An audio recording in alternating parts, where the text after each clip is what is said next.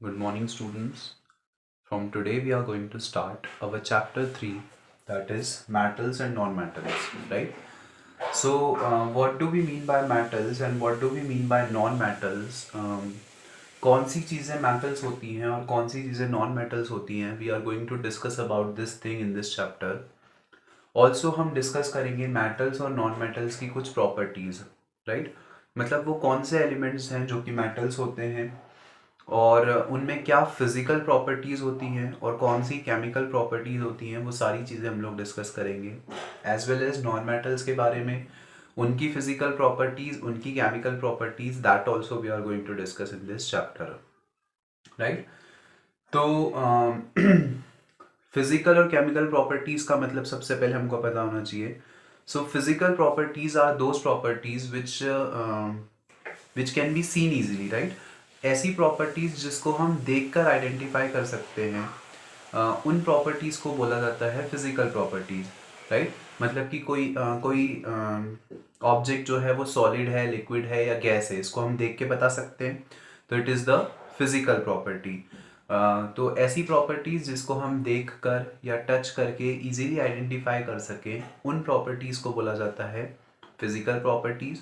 और अगर हमको किसी भी ऑब्जेक्ट की रिएक्शन करवानी पड़े किसी दूसरे सॉल्यूशन के साथ या किसी केमिकल के साथ, तो उससे हमको जो प्रॉपर्टीज़ पता चलती हैं उनको बोला जाता है केमिकल प्रॉपर्टीज़।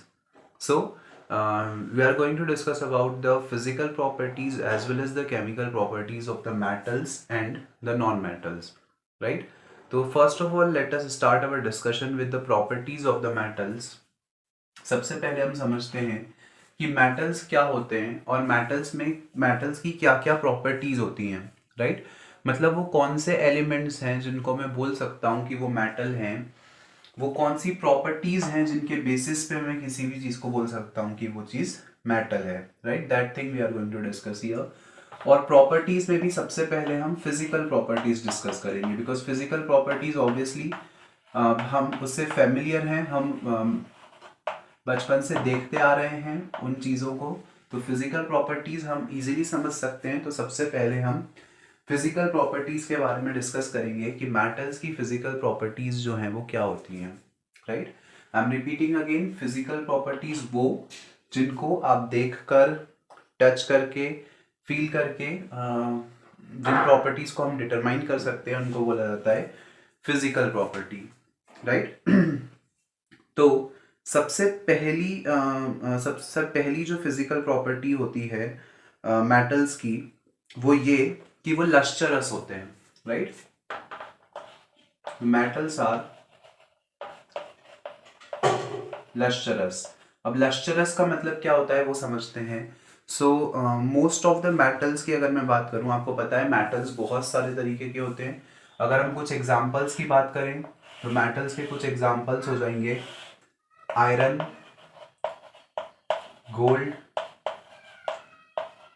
Silver, copper. ये सारी चीज़ें जो हैं, ये सारे एलिमेंट्स जो हैं, ये सब क्या हैं? Metal. You all are familiar with this things, right? आपको पता ही है ये चीज़। इसके अलावा सोडियम, मर्क्यूरी, ये सारी चीज़ें जो हैं, ये सब मोस्ट कॉमनली यूज्ड और मोस्ट फेमिलियर मेटल्स हैं, राइट? तो इन एग्जाम्पल्स के हेल्प से हम समझेंगे प्रॉपर्टीज़ को। तो सबसे पहली प्रॉपर्टीज़ होती है that the metals are lustrous. Lustre का मतलब होता है शाइनिंग। तो जनरली जितने भी मेटल्स होते हैं वो सब शाइनिंग होते हैं, शाइनिंग नेचर के होते हैं, राइट? मतलब वो सब शाइन करते हैं। चाहे आप गोल्ड का एग्जांपल लें, आयरन का एग्जांपल लें, सिल्वर, कॉपर, ये सारे ही मेटल्स जो हैं वो जनरली शाइन करते हैं और उनकी इस प्रॉपर्टी को बोला जाता है that they are lustrous. So the shining of the metal is called as the lustre of that metal, and this property of the metal is called as the lustrous properties, right?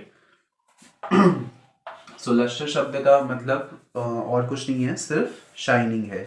तो सबसे पहली property हमको समझ में आ गई कि metals जो हैं वो लस्टरस होंगे, मतलब कि शाइनिंग होंगे।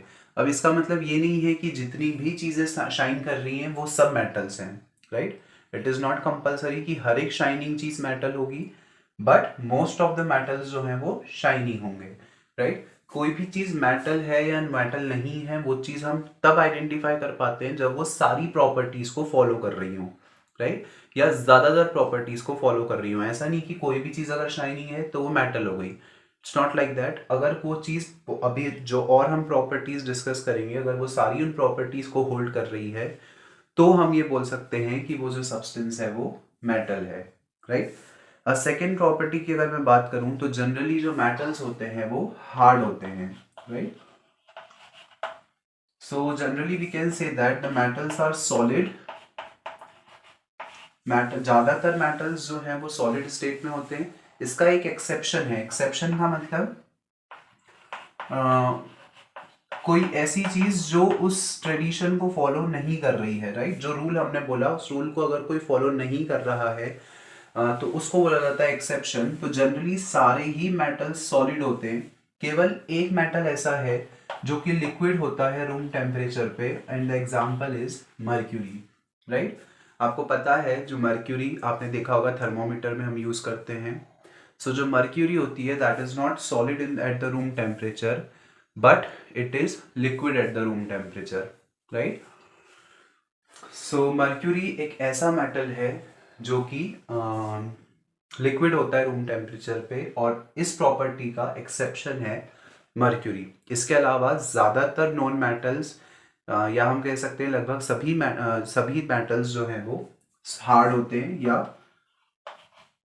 सॉलिड होते हैं, राइट. नाउ अगर हम एक और प्रॉपर्टी की बात करें तो जनरली जो मेटल्स होते हैं वो मैलिएबल होते हैं. अब मैलिएबल का मतलब क्या होता है वो समझते हैं. सो मैलिएबल का मतलब कि अगर मैंने एक मेटल का ब्लॉक लिया, उस ब्लॉक को मैं बीट कर रहा हूँ, right, with the help of hammer या किसी भी चीज़ से अगर मैं उसको बीट कर रहा हूँ, तो उस बीटिंग के कारण वो जो ब्लॉक है वो चपटा हो जाएगा और उसकी एक पतली शीट मिल जाएगी मुझे, राइट. फॉर एग्जाम्पल जो हमारे आयरन के पतरे होते हैं, क्या किया जाता है, आयरन लिया जाता है, उसको बीट किया जाता है और उसको बीट करने से पतली पतली हमको शीट्स मिल जाती हैं, राइट. तो ये जो प्रॉपर्टी होती है जिससे कि हम किसी भी मेटल को बीट करके उसकी पतली पतली शीट्स बना लें, थिन शीट्स बना लेते हैं, इस प्रॉपर्टी को बोला जाता है malleability. And the metals are generally malleable. अगर इसकी जगह मैं एक नॉन मेटल लूँ, एक ग्लास लूँ, और ग्लास को अगर मैं बीट करूंगा तो वो ग्लास ब्रेक हो जाएगा, राइट.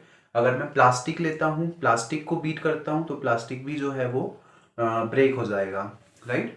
सो ये जो प्रॉपर्टी होती है वो सिर्फ मेटल्स में पाई जाती है कि अगर हम उनको बीट करेंगे तो उनकी पतली पतली शीट्स बन जाएंगी और वो ब्रेक नहीं होंगे, राइट.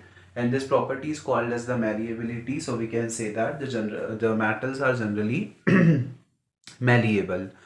Now अगर नेक्स्ट प्रॉपर्टी की बात करें तो इसी से मिलती जुलती एक प्रॉपर्टी होती है, that is the ductility. So ductility का मतलब होता है, आपने देखे होंगे कि गोल्ड और सिल्वर जो हैं उसके बहुत सारे ऑर्नामेंट्स बनते हैं, राइट. बहुत सारे गहने बनते हैं जिसमें गोल्ड और सिल्वर के बहुत पतले पतले वायर्स का भी यूज किया जाता है. तो मेटल्स की वो प्रॉपर्टी जिस प्रॉपर्टी के कारण हम उसकी बहुत सारी पतले पतले वायर्स बना सकते हैं, उसके थिन वायर्स बना सकते हैं, इस प्रॉपर्टी को बोला जाता है ductility, right. So the metals are generally ductile in nature, और जो मेटल्स होते हैं वो डक्टिलिटी की प्रॉपर्टी को होल्ड करते हैं, राइट. अगर मैं मैलिएबल और डक्टाइल मेटल्स के कुछ एग्जांपल्स की बात करूं तो इनके बेस्ट एग्जांपल्स हो जाएंगे गोल्ड और सिल्वर, क्योंकि गोल्ड और सिल्वर की जब हम ऑर्नामेंट्स बनाते हैं तो वहाँ पे हमको पतली शीट्स भी लगती हैं और जो थिन वायर्स हैं वो भी लगते हैं. तो जो गोल्ड और सिल्वर होगा that can be the best examples of malleable and ductile metals, right. So अभी तक हम लोगों ने 4 प्रॉपर्टीज डिस्कस की. Lustrous that is shining, hard मतलब कि जो मोस्ट ऑफ द मेटल्स हैं वो सॉलिड नेचर के होते हैं, इसका एक एग्जांपल हमने एक्सेप्शन हमने समझा मर्क्यूरी. मैलिएबल और डक्टाइल अगर मेटल को बीट करके उसकी पतली पतली शीट्स बन रही हैं तो उस प्रॉपर्टी को हम मैलिएबिलिटी बोलेंगे। और अगर हम उसको किसी तरीके से उसके हम पतले पतले वायर्स बना पा रहे हैं तो इसको हम डक्टिलिटी बोलेंगे, राइट। इनके भी एग्जांपल, इन दोनों के एग्जांपल्स हमने देखे, गोल्ड और सिल्वर, राइट। नाउ एक और प्रॉपर्टी होती है मेटल्स की, that is they are good conductor of heat, right. जो मेटल्स होते हैं वो जनरली गुड कंडक्टर होते हैं हीट और इलेक्ट्रिसिटी के। They are good conductor of heat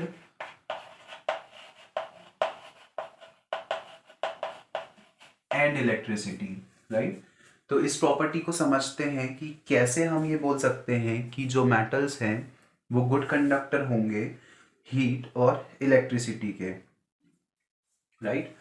तो इसको समझने के लिए एक एक्सपेरिमेंट परफॉर्म किया गया। उस एक्सपेरिमेंट की हेल्प से हम इजीली समझ सकते हैं कि जो मेटल्स हैं वो गुड कंडक्टर होते हैं हीट और इलेक्ट्रिसिटी के। तो सबसे पहले समझते हैं कि मेटल्स हीट के गुड कंडक्टर कैसे हो सकते हैं, राइट। सो यहाँ पे मैंने एक स्टैंड लिया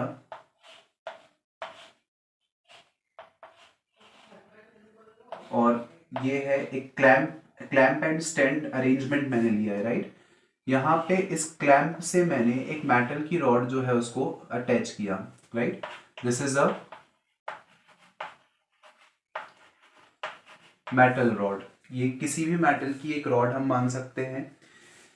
यहाँ पर मैंने वैक्स लगा दिया है, वैक्स का मतलब मोम होता है। यहाँ पे मैंने वैक्स लगा दिया और यहाँ से यहाँ पे मैंने एक बर्नर लगा दिया है। This is stand and this one is clamp.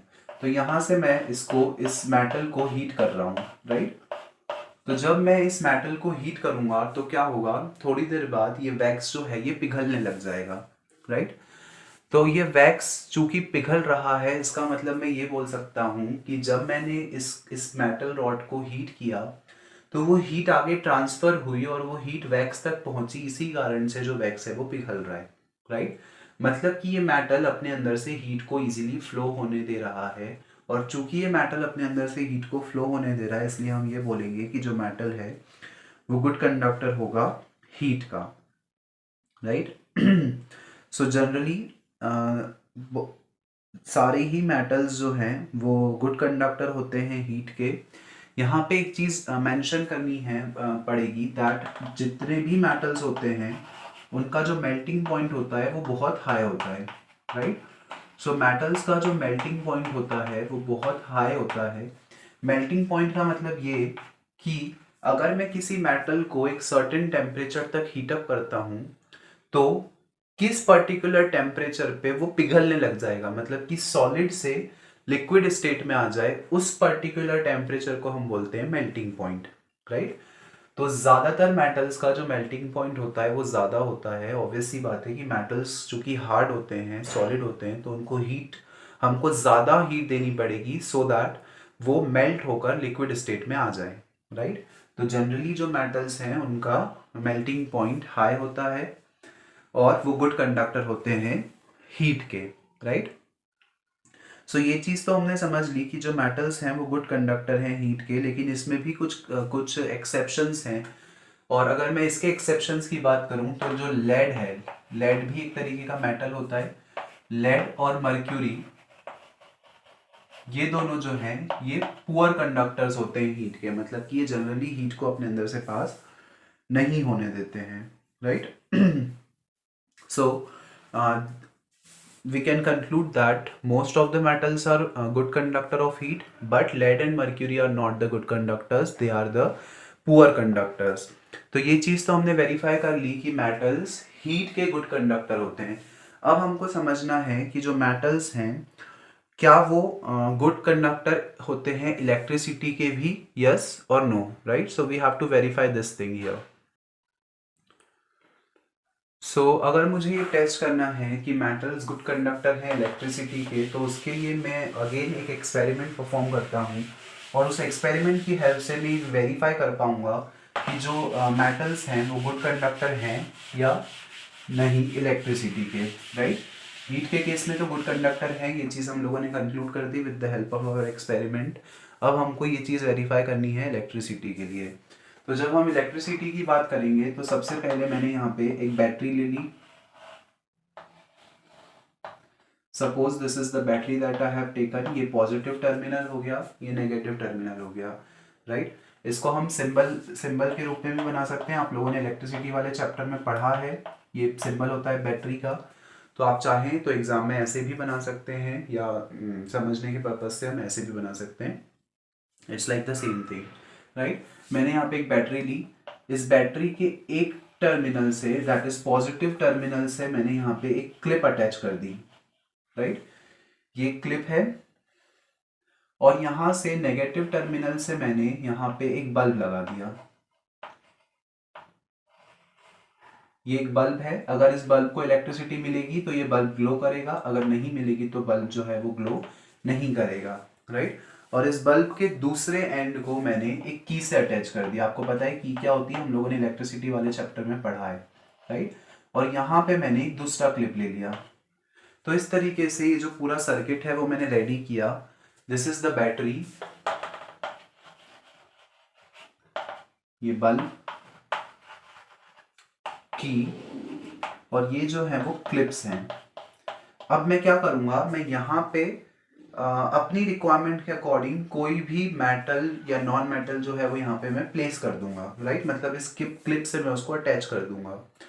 तो ऑब्वियस ही बात है कि अगर मैंने यहाँ पे कोई ऐसा सब्सटेंस अटैच किया है जो कि गुड कंडक्टर है, मतलब वो अपने अंदर से इलेक्ट्रिसिटी को पास होने दे रहा है, तो जब मैंने यहाँ पे कोई मेटल को प्लेस करूँगा और अगर वो गुड कंडक्टर होगा तो उस केस में जो इलेक्ट्रिसिटी है वो फ्लो होगी और ये बल्ब जो है वो ग्लो करेगा। आपको पता है इलेक्ट्रिसिटी को फ्लो होने के लिए कंप्लीट पाथ की ज़रूरत होती है। अगर उसको कंप्लीट पाथ नहीं मिलेगा तो इलेक्ट्रिसिटी कभी भी फ्लो नहीं होगी। तो यहाँ पे अगर मैं मेटल, मान लीजिए मैंने कॉपर की एक प्लेट लगा दी, राइट। इस क्लिप से मैंने कॉपर की एक प्लेट अटैच कर दी। तो ऐसा करने से क्या होगा, जो सर्किट है वो कंप्लीट हो गया, राइट, और जो बल्ब है वो ग्लो करने लग जाएगा।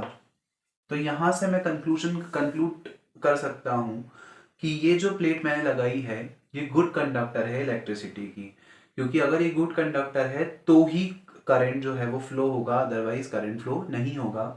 अगर मैं यहाँ पे कॉपर की प्लेट नहीं लेता और कॉपर की जगह में यहाँ पे प्लास्टिक की प्लेट ले लेता, अगर ये प्लास्टिक है मान लेते हैं, तो अगर ये प्लास्टिक है तो उस कंडीशन में ये बल्ब जो है वो ग्लो नहीं करेगा, राइट। क्योंकि हमको पता है प्लास्टिक जो है वो पुअर कंडक्टर होता है इलेक्ट्रिसिटी का, मतलब वो अपने अंदर से इलेक्ट्रिसिटी को फ्लो नहीं होने देगा। और जब इलेक्ट्रिसिटी फ्लो ही नहीं होगी तो उस कंडीशन में जो बल्ब है वो ग्लो नहीं करेगा, राइट। तो इसलिए हम ये बोल सकते हैं कि यहाँ से हम ये कंक्लूजन निकाल सकते हैं कि जो मेटल्स हैं वो गुड कंडक्टर होते हैं इलेक्ट्रिसिटी के भी, राइट। यहाँ पे अगर आप चाहे जो भी मेटल लगा दो, जो बल्ब है वो ग्लो करेगा, right. So generally metals are good conductor of electricity. अगर मैं सबसे अच्छे कंडक्टर्स की बात करूं तो ऐसे मेटल्स जो सबसे ज़्यादा इलेक्ट्रिसिटी को अपने अंदर से फ्लो होने देते हैं, तो सिल्वर, सबसे ज़्यादा कंडक्टिविटी होती है सिल्वर की। और सिल्वर के बाद अगर हम बात करें तो सेकंड नंबर पे आती है कॉपर की कंडक्टिविटी, राइट। तो अगर हम बात करें सबसे अच्छे कंडक्टर्स कौन होते हैं, तो सबसे अच्छे कंडक्टर्स होते हैं सिल्वर और कॉपर, राइट। सो जो मेटल्स हैं वो गुड कंडक्टर होंगे हीट के भी और इलेक्ट्रिसिटी के भी, और नॉन मेटल्स जो हैं वो जनरली बैड कंडक्टर होते हैं। इसीलिए हमारे घरों में जो वायरिंग्स होती हैं, आपको पता है हमारे घरों की जो वायरिंग है वो कॉपर से की जाती है, राइट। क्योंकि कॉपर एक सबसे अच्छा कंडक्टर होता है इलेक्ट्रिसिटी का, राइट। अब ऑब्वियसली सिल्वर से इसलिए नहीं कर सकते क्योंकि silver is expensive as compare to copper. That is why हमारे घरों की जो वायरिंग है वो कॉपर वायर से की जाती है, राइट। और उनके ऊपर रबर की कोटिंग की जाती है। वो रबर की कोटिंग इसलिए क्योंकि जो रबर है वो बैड कंडक्टर होता है इलेक्ट्रिसिटी का।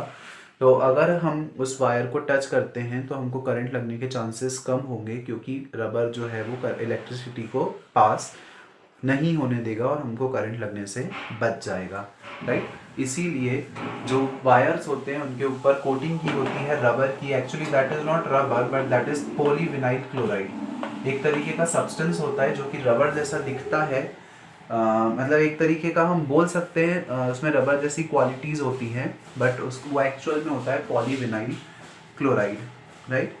सो ये कुछ प्रॉपर्टीज़ हम लोगों ने पढ़ी। The last properties of matter is sonorous. जो मेटल्स होते हैं वो जनरली कैसे होते हैं, सोनोरस। क्या समझते हैं हम सोनोरस से? अगर मैं किसी मेटल को टच करता हूँ, या आई शुड से अगर मैं उसको बीट करता हूँ, राइट, अगर मैं इस तरीके से उसको बीट कर रहा हूँ तो उस कंडीशन में एक रिंगिंग साउंड आता है, राइट। जब मैं मेटल्स को इस तरीके से टच करूँगा तो उसमें एक रिंगिंग साउंड आएगा। तो मेटल्स की ये प्रॉपर्टी कि उनके कारण रिंगिंग साउंड प्रोड्यूस होता है, इस प्रॉपर्टी को बोला जाता है सोनोरस प्रॉपर्टी, राइट। चाहे हम एक आयरन की प्लेट को इस तरीके से टच करें या उसको स्ट्राइक करें, या कॉपर की प्लेट हो या गोल्ड हो या सिल्वर हो, जब हम उनको स्ट्राइक करेंगे इस तरीके से तो उनसे हमको एक रिंगिंग साउंड प्रोड्यूस होता है, and that ringing sound is called as the sonorous property of the metal, right? So students, today we have discussed 6 important properties of the metals. You should know that what do we exactly mean by all these properties, right? आपको पता होना चाहिए that luster का मतलब क्या होता है, malleability क्या होती है, ductility क्या होती है, sonorous property क्या होती है, right? और उन सब के अगर exceptions हैं तो हमको exceptions भी पता होने चाहिए. So all these things you should learn from here. So that's all for today's class, students. The further topics we are going to discuss in our next class, and in our next class we are going to discuss about the properties of non-metals, right? So that's all for today. Thank you.